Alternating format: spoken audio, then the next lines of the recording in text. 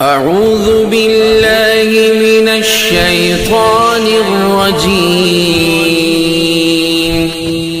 بسم الله الرحمن الرحيم.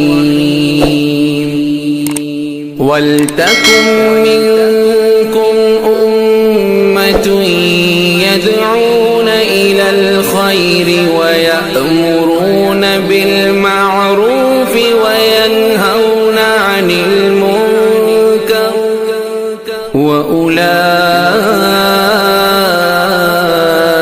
هم المفلحون. پھر آگے قرآن کہنا وَكَذَلِكَ يَجْتَبِيكَ رَبُّكَ وَيُعَلِّمُكَ مِن تَأْوِيلِ الْأَحَادِيثِ. اب یہ جملہ یعقوب علیہ السلام کا ہے یا اللہ کا ہے؟ مفسرین کی دو رائے ہے. اگر یعقوب علیہ السلام کا جملہ ہے تو عجیب و غریب جملہ ہے کہ یوسف علیہ السلام اپنا خواب بیان کر رہے ہیں کہ میرے والد میں 11 ستاروں کو دیکھ رہا ہوں، سورج اور چاند کو دیکھ رہا ہوں، میرے سامنے سجدے کر رہے ہیں. پھر باپ ڈرا بھی رہے ہیں کہ اس خواب کو بیان مت کرنا ورنہ نقصان ہوگا. جب یہ باپ نے اپنے بیٹے کے اندر خوبی اور صلاحیت دیکھی تو اب باپ دیکھیے باپ کیسا ہوتا ہے، اب ان کی پیٹھ تھپ تھپا رہے ہیں، ان کی صلاحیتوں کو اجاگر کر رہے ہیں، ان کی صلاحیتوں میں مہمیز دے رہے ہیں اور یہ کہہ رہے ہیں کہ میرے بیٹے یوسف، اللہ تعالیٰ تیرے ساتھ کیا کیا کرنے والا ہے تو جانتا ہے. اللہ تعالیٰ نبوت کے لیے تیرا انتخاب کرنے والا ہے، نبوت کے لیے تیرا انتخاب کرنے والا ہے. تجھے باتوں کو سمجھنے کی صلاحیت عطا کرے گا. تجھ میں تو اتنی بڑی بڑی صلاحیتیں میرے رب نے رکھی ہے. اب آپ تھوڑی دیر کے لیے سوچیے، ایک باپ اپنے بیٹے کے لیے اگر یہ سوچ رکھے یا ایک بڑا اپنے چھوٹے کے لیے یہ سوچ رکھے تو چھوٹے کی صلاحیتیں کبھی نہیں دبے گی، چھوٹا کام آگے لے کر چلے گا. اب لوگ کیا کرتے ہیں کہ چھوٹے نے کوئی کام کیا، کام بہت اچھا کیا لیکن مجھے پوچھ کر نہیں کیا، میں بڑا تھا مجھے پوچھ کر نہیں کیا. تو اب بڑا کیا کرتا ہے، ہاں تم نے کام کیا، کچھ نہیں کیا، یوں کیا وہ کیا. تو اب وہ چھوٹا بھی جو کام کر رہا ہوتا ہے اس کام کو چھوڑ دیتا ہے مایوس ہو کر کہ اب تو ہمیں کوئی کام نہیں کرنا، اب اس کی صلاحیتیں ختم. باپ اگر ہوشیار ہوگا تو فوراً یہ کہے گا بیٹا بہت اچھا کام کیا، ماشاءاللہ آپ کے اندر تو یہ صلاحیت ہے، لیکن بیٹا یاد رکھو جو ہے تجربات ہمارے پاس ہے، آپ کے پاس عقل زیادہ ہے لیکن تجربات ہمارے پاس ہے، تو تجربات کی روشنی میں کام کرنا ہو تو ہم سے پوچھ لیا کرو. تو یہ کیا یہ بیٹا آئندہ کبھی بھی باپ سے پوچھے بغیر کوئی کام کرے گا؟ کبھی نہیں کرے گا.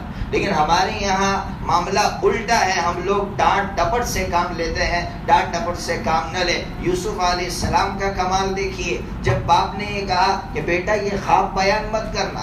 یوسف علیہ السلام کی عمر کتنی ہے؟ مفسرین فرماتے ہیں 8 سال کی عمر ہے. اب 8 سال کی عمر میں بچے کے اندر کیا شعور ہوتا ہے، لیکن جب کہا باپ نے منع کیا کہ خواب بیان مت کرنا، فوراً رک گئے. باپ کا آرڈر ہے، باپ کی بات ماننا ضروری ہے. فوراً باپ کی بات مان لی اور یہ خواب جو ہے بھائیوں کے سامنے بیان نہیں کیا.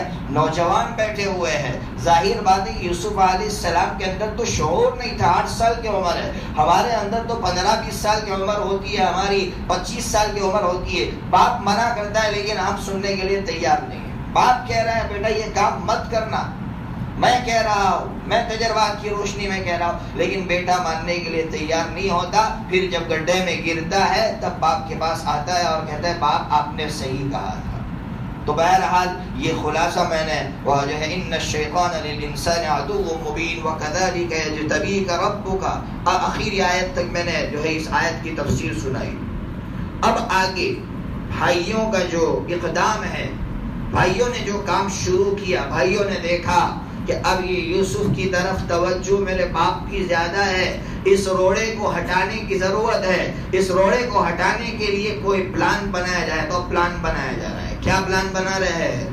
کوئی یہ کہہ رہا ہے کہ یوسف کو قتل کر دو، لیکن سب سے بڑے بھائی یہودا انہوں نے یہ کہا کہ نہیں یوسف کو قتل کر کے ہمیں کیا ملے گا، وہ ہمارا بھائی ہے. ہمارا مقصد کیا ہے کہ باپ کی آنکھوں سے دور ہو جائے، اس کے لیے ایک تدبیر ہے. کیا تدبیر ہے؟ کہا اس کو کسی کنویں میں ڈال دو، کوئی قافلہ آئے گا یوسف کو اٹھا کر لے جائے گا، یہ سب سے بہترین تدبیر ہے. بھائیوں نے اتفاق کر لیا کہ یہ اچھا ہے، قتل کرنا اچھی بات نہیں ہے. لیکن عجیب بات ہے، قرآن کریم کیا کہہ رہا ہے کہ بھائیوں نے جب یہ کہا اقتلوا یوسف او اطرحوه ارضا یخل لکم وجہ ابیکم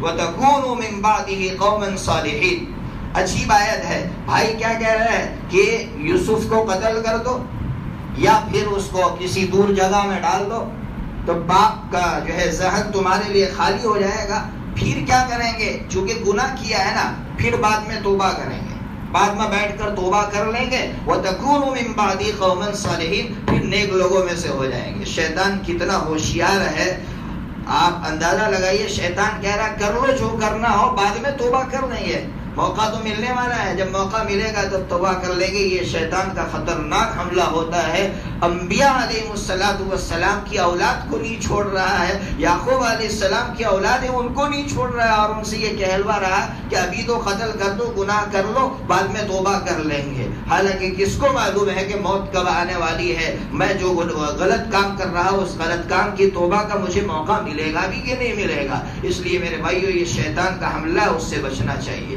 بہرحال بھائیوں نے جو ہے حسد کی بنیاد پر یوسف علیہ السلام کو ڈالنے کے لیے اب اپنے بھائی اپنے والد کے دربار میں حاضر ہوتے ہیں۔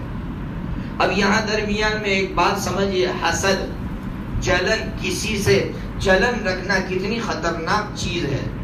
حسد، سب سے پہلی بات تو یہ کہ حسد اتنا خطرناک گناہ اس لیے ہے کہ حاسد جو ہوتا ہے وہ اللہ کی تقدیر پر انگلی رکھتا ہے، یعنی اللہ پر اعتراض کرتا ہے۔ اگر اللہ نے کسی کو مال دیا، کسی کو علم دیا اور آپ حسد کر رہے ہیں تو در حقیقت آپ اللہ پر اعتراض کر رہے ہیں، نعوذ باللہ، کہ اللہ آپ کا انتخاب غلط تھا، آپ نے اس کو اتنا مال کیوں دیا، آپ نے اس کو اتنا علم دیا۔ اب اس سے بڑا گناہ کون سا ہو سکتا ہے کہ جو اللہ پر اعتراض کرے؟ اس لیے حسد کو اپنے اندر سے نکالنا چاہیے۔ اب آپ کہیں کہ حسد نکلے گا کیسے؟ بڑا خطرناک ہے حسد، علماء کو نہیں چھوڑتا تو ظاہر بات ہے عوام کا تو کیا کہنا۔ تو اب اس حسد کو نکالنے کے لیے اکابرین نے ایک نسخہ بتلایا ہے۔ کیا نسخہ بتلایا ہے؟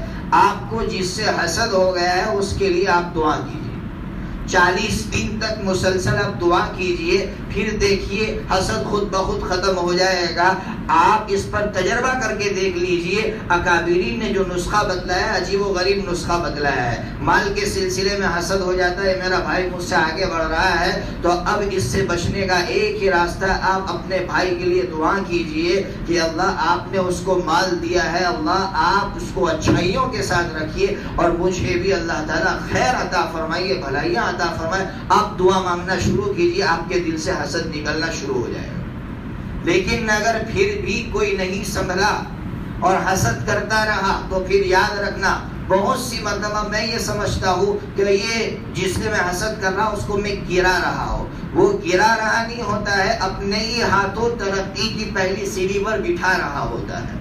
مثال سے سمجھیے، یوسف علیہ السلام کے بھائی یہ سمجھ رہے ہیں کہ ہم یوسف کو کنویں میں ڈال کر تباہ کر رہے ہیں اور باپ سے دور کر رہے ہیں، لیکن ان کو معلوم نہیں تھا ہم ہی نے یوسف کو ترقی کی پہلی سیڑھی پر بٹھایا۔ کیوں؟ اس لیے کہ وہ یوسف علیہ السلام کو کنویں میں نہ ڈالتے تو قافلہ آ کر نہ لے جاتا اور وہ مصر میں بکتے نہیں اور پھر مصر کے فوڈ منسٹر نہ بنتے۔ فوڈ منسٹر جو بنایا ہے اس کا سب سے بڑا ذریعہ اگر کوئی بنایا تو ان کے بھائی بنے ہیں۔ تو بہت سی مرتبہ حاسد یہ سوچتا ہے کہ میں محسود یعنی جس سے حسد کر رہا اس کو میں گرا رہا، وہ گرا رہا نہیں ہوتا ہے، وہ اس کو ترقی کی پہلی سیڑھی پر بٹھا رہا ہوتا ہے۔ اس لیے حسد کو چھوڑ دینا چاہیے اور ہمارے معاشرے سے حسد کو ختم کرنا چاہیے۔